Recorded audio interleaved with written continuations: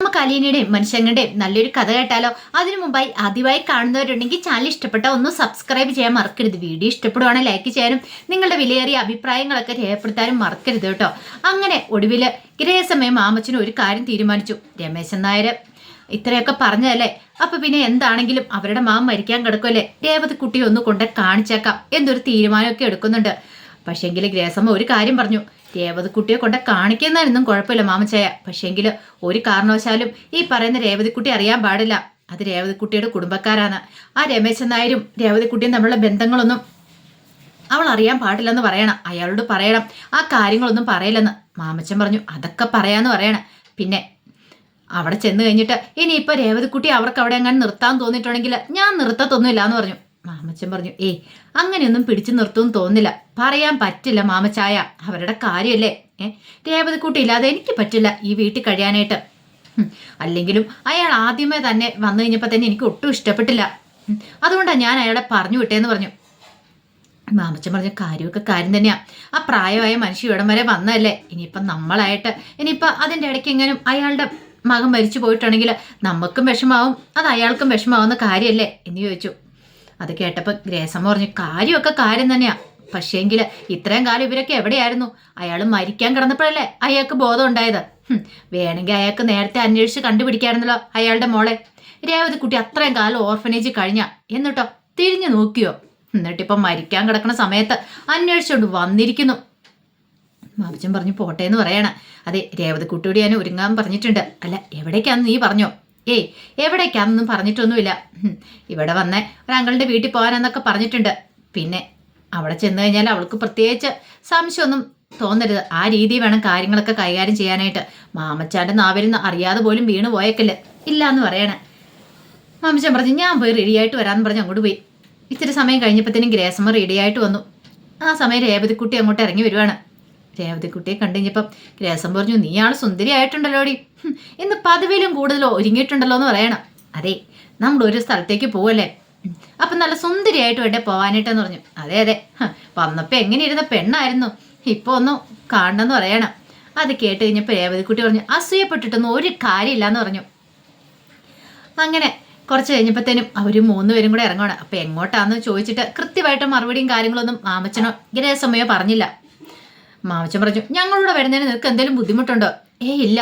എങ്കിൽ പിന്നെ ഒരു കാര്യം ചെയ്യാം, ഞങ്ങളൂടെ പോരാൻ പറയണം. അങ്ങനെ അവരും കൂടി പോയി. അപ്പം ജോസൂട്ടീനെ കൂട്ടിയില്ല. ജോസൂട്ടിക്ക് എൻ്റെ പരാതിയും പരിഭവം ഉണ്ടായിരുന്നു.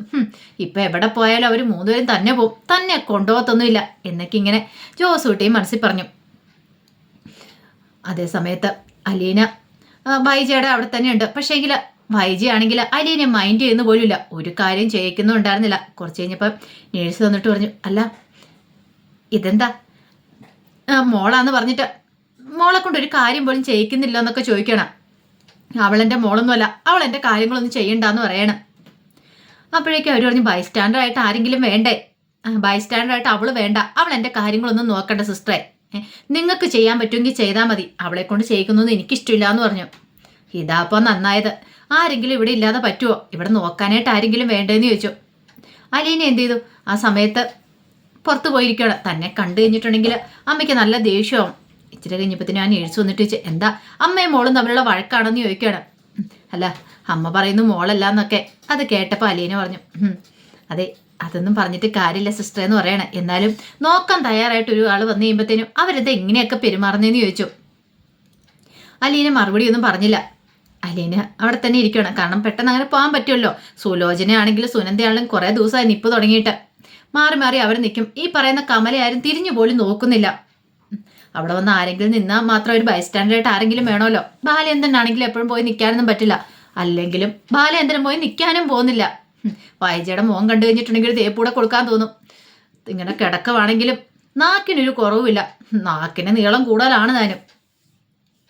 ആ സമയത്ത് രാജീവനും ശിവശങ്കരനും ഒക്കെ ഒരു തീരുമാനം എടുത്തു. കാരണം ഇനിയിപ്പം രോഹിത്തിനും ഭവിതനെ ഇവിടെ നിർത്തിയിട്ട് കാര്യമില്ല, അവരെ എത്രയും പെട്ടെന്ന് പറഞ്ഞു വിടണം. അത് കമല ഇടയ്ക്കിടയ്ക്ക് പറയുന്ന കാര്യമാണ്. പിന്നീട് കമല വന്നു കഴിഞ്ഞപ്പോഴത്തേനും രാജീവനും ശിവശങ്കരനും ഇതിനെക്കുറിച്ച് പറയണം. കമല പറഞ്ഞു ഞാൻ അപ്പോഴേ പറഞ്ഞല്ലേ അവരെ പറഞ്ഞു വിടണമെന്ന്, ഇനി അവരെ ഇവിടെ നിർത്തുന്നതുകൊണ്ടൊന്നും ഒരു കാര്യമില്ല, അല്ലെങ്കിലും അവരിവിടെ കഴിയേണ്ടവരല്ലല്ലോ, അവരെ പറഞ്ഞു വിടണ്ടല്ലേന്ന് ചോദിച്ചു. ഇപ്പോഴെങ്കിലും ഇങ്ങനെ ഒരു തീരുമാനം എടുക്കാൻ തോന്നിയല്ലോ ഓ ഞാൻ പറഞ്ഞു ഇപ്പം എന്തൊക്കെയായിരുന്നു ശിവേട്ടൻ പറഞ്ഞേ, അവരിവിടെ നിൽക്കട്ടെ, നിനക്ക് ആഹാരം ഉണ്ടാക്കാൻ കൊടുക്കാൻ മടിയാണെങ്കിൽ നീ പോയിക്കോന്നൊക്കെയല്ലേ പറഞ്ഞേ, പെട്ടെന്ന് എന്താ ഇപ്പം ഇങ്ങനൊരു തീരുമാനം എടുക്കാനായിട്ട്? രാജീവൻ പറഞ്ഞു അങ്ങനെ എടുക്കുന്നത് നല്ലതെന്ന് തോന്നിയ കമലേട്ടത്തി എന്ന് പറയാണ്. അതാ നല്ലത്, അല്ലെങ്കിലും ആ ബാബിതയുടെ പോക്കൊന്നും അത്ര ശരിയല്ല, എപ്പോഴും ഫോണിനകത്ത അങ്ങനെയൊക്കെ പറഞ്ഞ് കുറ്റപ്പെടുത്തുന്നുണ്ട്.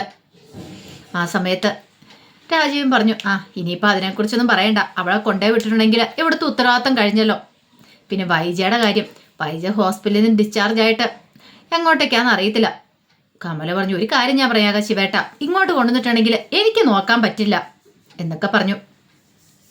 ഒടുവിൽ കമല അങ്ങോട്ട് കയറിപ്പോയി കഴിഞ്ഞപ്പോഴത്തേനും രാജീവൻ പറഞ്ഞു കൊണ്ടേ ഒഴിവാക്കി ബാധ ഒഴിവാക്കുന്ന നല്ലതെന്ന് എനിക്ക് തോന്നുന്നേ.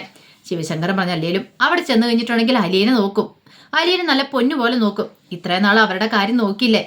രാജീവൻ പറഞ്ഞു അത് ശരിയാ, കൂടപ്പറപ്പല്ലേ, അവൾക്ക് നല്ല കൂടപ്പറപ്പ് സ്നേഹം കാര്യങ്ങളൊക്കെ ഉണ്ട്, അവൾ എന്ത് ഭംഗിയായിട്ടാ കാര്യങ്ങളൊക്കെ നോക്കുന്നേ. അല്ല വൈജ ഡിസ്ചാർജ് ആയി കഴിയുമ്പോൾ അങ്ങോട്ട് പോകുമെന്ന് തോന്നുന്നുണ്ടോ രാജീവ? അങ്ങോട്ട് പോയില്ലെങ്കിൽ പിന്നെ വൈജ എങ്ങോട്ട് പോകുന്നോർത്തായിരിക്കുന്നേ, ഇങ്ങോട്ടേക്ക് വന്ന കമലെടുത്തി നോക്കൂന്ന് ശിവേട്ടന് തോന്നുന്നുണ്ടോ? അവൾക്ക് അമ്മയെ നോക്കാൻ പോലും മടിയാ, പിന്നെയാണ് വൈജയെ നോക്കുന്നേ. ഇനി വല്ല ഹോം നേഴ്സിനെ നിർത്താൻ പറയുവോ അതൊന്നും അറിയില്ല, അവളുടെ താളത്തിനൊത്ത് അങ്ങനെ വിട്ടിട്ടുണ്ടെങ്കിൽ ശരിയാകത്തില്ല ശിവേട്ട. എന്താണെങ്കിലും ഇനി നമ്മൾ അങ്ങനെ അവൾക്കൊപ്പം നിൽക്കുന്നത് ശരിയല്ല. അവൾ അങ്ങോട്ടേക്ക് പോട്ടെ, ബാലേന്ദ്രൻ്റെ അടുത്തേക്ക് പോട്ടെ, അവിടെ അലീനെ നല്ല ഭംഗിക്ക് നോക്കും, അലീനെ നോക്കുന്ന പോലെ ആരും നോക്കത്തില്ല, ഒന്നും അല്ലേലും അലീനയുടെ അമ്മയല്ലേ. അത് കേട്ടപ്പോൾ ശിവശങ്കരൻ പറഞ്ഞു കാര്യമൊക്കെ കാര്യം തന്നെ, പക്ഷേ അതങ്ങോട്ട് അംഗീകരിച്ചു കൊടുക്കുവോ? ഈ പറയുന്ന വൈജയ്ക്ക് അറിയത്തുമില്ല, അതുകൊണ്ട് വൈജയ്ക്ക് ഒട്ടും അങ്ങ് ഇരിക്കാൻ പറ്റില്ല. ബാലേന്ദ്രൻ്റെ മോളാന്നും പറഞ്ഞുകൊണ്ടല്ലേ ഇരിക്കുന്നേ, അപ്പം അംഗീകരിച്ചു കൊടുക്കാൻ പറ്റാത്തടത്തോളം കാലം അവൾ അങ്ങോട്ടേക്ക് പോകുമെന്ന് തോന്നില്ല. അങ്ങനെയാണെങ്കിൽ അവൾ എന്താ അവളുടെ ഇഷ്ടം പോലെ ചെയ്യട്ടെ, പക്ഷെ വരാനുള്ള അവൾ തന്നെ അനുഭവിക്കേണ്ടി വരും. ഇപ്പോഴാണെങ്കിലോ അവൾക്ക് സ്വന്തമായിട്ടൊന്നും എഴുന്നേക്കാൻ പോലും പറ്റാത്തൊരവസ്ഥയില, ആരുടെയെങ്കിലും സഹായം വേണം. ഹോസ്പിറ്റലിൽ നിന്ന് പോന്നാലും സഹായം വേണ്ടി വരും, കിടന്ന കിടപ്പ് തന്നെ കിടക്കേണ്ടി വരും. അത് ശരിയാ, പക്ഷെ അഹങ്കാരത്തിനൊരു കുറവില്ല, നാവിനൊരു കുറവില്ല എന്നൊക്കെ പറയാണ്. ഇതേ സമയത്ത് അലീനയ്ക്ക് നല്ല ടെൻഷൻ ഉണ്ടായിരുന്നു, കാരണം താൻ നോക്കാൻ വന്നിട്ട് പോലും തന്നെ കൊണ്ട് അമ്മ നോക്കിക്കുന്ന ഒന്നുമില്ലോ എന്നൊരു ചിന്തയുണ്ടായിരുന്നു. വൈകുന്നേരമൊക്കെ ആറായി കഴിഞ്ഞപ്പോഴത്തേനും അലീന പിന്നീട് വീട്ടിലേക്ക് പോവാണ്. ഇനിയിപ്പം വേറെ ആരെങ്കിലും വന്നോളും രാത്രി നിൽക്കാനായിട്ട്, തൻ്റെ ആവശ്യമില്ല, അല്ലെങ്കിൽ താനിവിടെ നിന്നിട്ടും തന്നെ അങ്ങോട്ട് അടുപ്പിക്കുന്ന പോലും ഇല്ലെന്ന് അലീനയ്ക്കറിയാം. പിന്നെ ബൈസ്റ്റാൻഡായിട്ട് എന്തെങ്കിലും ആവശ്യം വന്നിട്ടുണ്ടെങ്കിൽ പുറത്തൊരാൾ വേണമല്ലോ, അതുകൊണ്ടാണ് അലീന അവിടെ നിന്നത് പോലും. ഈ സമയത്ത് ബബിത ആകെപ്പാടെ ടെൻഷൻ ഇരിക്കുക, ബബിതയ്ക്ക് എന്ത് ചെയ്യണമെന്ന് പോലും അറിയത്തില്ല. എങ്ങനെയാ ഫോൺ കയ്യിൽ നിന്ന് മേടിക്കണം, ആ ഫോണിനെ ഫോട്ടോസൊക്കെ ഡിലീറ്റ് ചെയ്യണം, വീഡിയോസൊക്കെ. ഒടുവിൽ ബബിത അമലിനെ വിളിക്കുകയാണ്. അമലിനെ വിളിച്ചിട്ട് കാര്യങ്ങൾ പറയാണ്, എനിക്ക് എന്ത് ചെയ്യണമെന്ന് അറിയില്ല അമലെ, ആകെപ്പാടെ ടെൻഷനായി. ഈ കാര്യങ്ങളെങ്ങാനും ഹരിയാണെങ്ങാനും വീട്ടിൽ പറഞ്ഞിട്ടുണ്ടെങ്കിൽ അതോടുകൂടി തീർന്ന് പറയണം. അമല് പറഞ്ഞ് നീ ടെൻഷൻ അടിക്കാതിരിക്കുന്നൊക്കെ പറയണം. പക്ഷെ അമൽ എങ്ങനെ എത്രക്കാരനാന്നുള്ള കാര്യമൊന്നും ഈ പറയുന്ന ബബിതയ്ക്ക് അറിയത്തില്ലോ. ബബിതയുടെ വിചാരം തന്നെ പൊന്നുപോലെ അവൾ നോക്കുമെന്നൊക്കെ, അല്ല തന്നെ പൊന്നുപോലെ അവൻ നോക്കുമെന്നൊക്കെ വിചാരിച്ചുകൊണ്ടാണ് ബബിത ഇരിക്കുന്നത്. ആ ഒരു സന്തോഷത്തിലായിരുന്നു ബബിത. അതേസമയത്ത് രമേശൻ നായരുടെ അടുത്തേക്ക് മാമച്ചനും ഗ്രഹസമയൊക്കെ പോവാണ്. അപ്പോൾ പോകുന്നതിന് മുമ്പ് തന്നെ മാമച്ചൻ വിളിച്ചിട്ടുണ്ടായിരുന്നു, രമേശൻ നായരെ വിളിച്ചിട്ടുണ്ടായിരുന്നു, ഞങ്ങൾ അങ്ങോട്ടേക്ക് വരുന്നുണ്ട്, പക്ഷെ ഒരു കാര്യമുണ്ട്, അവിടെ വന്നു കഴിയുമ്പോഴത്തേനും രേവതി കുട്ടിയോട് നിങ്ങൾ ആരാ എന്താണെന്നും കാര്യങ്ങളൊന്നും പറയരുത്, അറിയാലോ, നിങ്ങളുടെ മകനോടും കൂടെ ആ കാര്യങ്ങളൊക്കെ പറഞ്ഞിരിക്കണം, അവളുടെ അച്ഛനാണ് അയാളെന്നൊന്നും അറിയത്തില്ലാതെ ഞങ്ങൾ ഇങ്ങോട്ട് കൂട്ടിക്കൊണ്ട് വരുന്നതെന്നൊക്കെ പറഞ്ഞു. രമേശൻ നായർ അത് അംഗീകരിക്കുകയും ചെയ്തു. അങ്ങനെ കിളിമാനൂർക്ക് അവർ പോകും. അപ്പോൾ വഴിയും കാര്യങ്ങളൊക്കെ രമേശൻ നായർ പറഞ്ഞു കൊടുത്തിട്ടുണ്ടായിരുന്നു. ഒടുവിൽ അവർ വീടിൻ്റെ അടുത്തേക്ക് എത്തുകയാണ്. ആ സമയത്ത് ഗ്രഹസമയ്ക്ക് നല്ല ടെൻഷനുണ്ട്. ദൈവമേ, രേവതിക്കുട്ടിയെ കണ്ടു കഴിയുമ്പോഴത്തേനും ഇനി ബാബിട്ട് അവരെന്തെങ്കിലും പറയുമോ എന്നൊരു ചിന്തയൊക്കെ ഉണ്ട്. മാമച്ചനെ ആശ്വസിപ്പിച്ചാണ് അങ്ങോട്ടേക്ക് കൂട്ടിക്കൊണ്ട് പോകുന്നത്. ഈ സമയം ഹരിശങ്കർ ഭയങ്കര സന്തോഷത്തിലാണ്. രക്ഷപ്പെട്ടു, അവളെയും കൊണ്ട് താൻ ഉദ്ദേശിക്കുന്ന പോലെയൊക്കെ കാര്യങ്ങൾ നടത്തണം എന്നൊരു ചിന്തയായിരുന്നു. പണമോ സ്വർണം അതൊക്കെ അവൾ എത്ര വേണേലും തരും. ഈ വീഡിയോസ് തൻ്റെ കയ്യിലിരിക്കുന്നിടത്തോളം കാലം തനിക്ക് അവളെ ബ്ലാക്ക് മെയിൽ ചെയ്തുകൊണ്ടിരിക്കാം, പണമോ സ്വർണമോ മറ്റെന്തെങ്കിലും ഒക്കെ ആയിട്ട്. അങ്ങനെ കുറേ സമയം കഴിഞ്ഞപ്പോഴത്തേനും അവൻ്റെ മുറിയിലേക്ക് ബബിത വരുവാണ്. അപ്പോൾ അവനിങ്ങനെ പ്രതീക്ഷയോടെ കാത്തിരിക്കുക. ബബിത ഒന്ന് കഥയെ മുട്ടിക്കഴിഞ്ഞപ്പോഴത്തേനും അവൻ കഥ തുറന്നു കൊടുത്തു. ബബിത അകത്തേക്ക് കയറി. എന്നിട്ട് ചോദിച്ചു, എന്താ ഹരിയേട്ടാ വിളിച്ചതെന്നൊക്കെ ചോദിക്കുവാണ്. അത് കുറച്ച് കാര്യങ്ങളുണ്ട്, എന്താ നീ കൂടെ കയറുക എന്ന് പറഞ്ഞിട്ട് അകത്ത് കയറി കഴിഞ്ഞപ്പോഴത്തേനും കഥവ് കുറ്റിയിടാൻ തുടങ്ങിയും ബബിത പറഞ്ഞു, എന്തിനാ കഥവ് കുറ്റിയിടുന്നേ? അത് കേട്ടപ്പോഴത്തേനും ഹരിശങ്കർ പറഞ്ഞു, അതെ എനിക്ക് നിന്നോട് ഇച്ചിരി പേഴ്സണലായിട്ട് സംസാരിക്കാനുണ്ടെന്ന് പറഞ്ഞു. അല്ല ഹരിയേട്ടന് എന്താ വേണ്ടേ? ആ വീഡിയോ ഡിലീറ്റ് ചെയ്ത് കളയണമെന്ന് പറഞ്ഞു. ഡിലീറ്റ് ചെയ്ത് കളയാം, പക്ഷെ ഒരു കാര്യമുണ്ട്, അതിനുമുമ്പ് ഞാൻ പറയുന്നത് നീ അനുസരിക്കണമെന്ന് പറയാം. എന്താന്ന് വെച്ചാലെന്നൊക്കെ പറഞ്ഞ് ദുരിതാശത്തോട് കൂടിയിട്ട് അവളുടെ അടുത്തേക്ക് ചെല്ലുവാണ്. ബബിതയ്ക്ക് അപകടമെടുത്തു. എന്താ ഹരിയേട്ടാന്ന് ചോദിക്കുകയാണ്. അതെ, എനിക്ക് പണോ സ്വർണ്ണോ അല്ല വേണ്ടേ എന്നൊക്കെ പറഞ്ഞുകൊണ്ട് ആ നോട്ടം ഭാവം കണ്ടു കഴിഞ്ഞപ്പത്തിനും അപകടമെടുത്തു. എന്തു ചെയ്യണമെന്നറിയത്തില്ല. ഒരു നിമിഷം ബബിത പതറിപ്പോയി. അപ്പോഴേക്കും ബബിത ചോദിച്ചു, ഹരിയേട്ടൻ എന്താ കാണിക്കാൻ വന്നേ? അതെ, അത് പറയാൻ നീ ഇങ്ങോട്ട് വാ. അല്ല, നീ എൻ്റെ മുറപ്പെണ്ണാണല്ലോ അല്ലേന്നൊക്കെ ചോദിക്കുകയാണ്.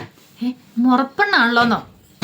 അതെ, അച്ഛൻ്റെ പെങ്ങടെ മോളല്ലേ നീ എന്ന് ചോദിക്കുകയാണ്. ദേ ഹരിയേട്ടാ, വേണ്ട, അനാവശ്യമായിട്ടുള്ള വർത്താനമൊക്കെ വേണ്ടാന്ന് പറയാം. പിന്നെ മറ്റവൻ്റെ അടുത്ത് കൊഞ്ചിക്കൊഴഞ്ഞ നീ എന്തൊക്കെയാ കാണിച്ചു കൂട്ടിയത്? എന്നെ കൊണ്ടത് പറയിക്കണമെന്നൊക്കെ ചോദിക്കുകയാണ്. ഹരിയേണ്ട വേണ്ട പ്ലീസ് എന്നൊക്കെ പറയാണ്. ഹരി അത് കേട്ടില്ല. അവളുടെ അടുത്തേക്ക് വന്നു. ഒരു നിമിഷം ബബിതയ്ക്ക് ഭ്രാന്തി പിടിക്കുന്ന പോലെ തോന്നി. എന്ത് ചെയ്യണമെന്നറിയത്തില്ല. വല്ലാത്തൊരവസ്ഥയായിപ്പോയി. പിന്നെ ഒന്നും നോക്കിയില്ല. ബബിത അവൻ്റെ കയ്യിൽ ആ ഫോൺ ഇരിക്കുന്നുണ്ടായിരുന്നു. ആ ഫോണും തട്ടിപ്പറിച്ചുകൊണ്ട് പുറത്തേക്ക് ഇറങ്ങി ഓടുവാണ്. കഥ തുറന്ന്. എങ്ങനെ ബബിതയ്ക്ക് ആ ധൈര്യം കിട്ടിയെന്ന് അറിയില്ല. സർവ്വജീവനും എടുത്തോണ്ട് പുറത്തേക്ക് ഇറങ്ങി ഓടുവാണ്. ഈ സമയത്ത് അവിടെ നിൽക്കടിയെന്ന് പറഞ്ഞിട്ട് ഹരി പിന്നാലെയും ചെല്ലുന്നുണ്ട്. അപ്പം അതിൻ്റെ വിശേഷങ്ങളൊക്കെയാ. ഇനിയിപ്പം അവൾക്ക് ആ വീഡിയോ ഡിലീറ്റ് ചെയ്യാൻ പറ്റുമോ അറിയത്തില്ല. അപ്പോഴേക്ക് രോഹിതും അങ്ങോട്ട് കയറി വരുന്നുണ്ട്. അപ്പം അതിൻ്റെ വിശേഷങ്ങളൊക്കെയാണ് നമ്മൾ കാണുന്നത്. ആ വിശേഷങ്ങൾക്കായി നമുക്ക് എല്ലാവർക്കും കാത്തിരിക്കാം കേട്ടോ. ഒരിക്കൽ കൂടി എല്ലാവർക്കും ശുഭദിനം നേർന്നുകൊണ്ട് നിർത്തുന്നു. നന്ദി.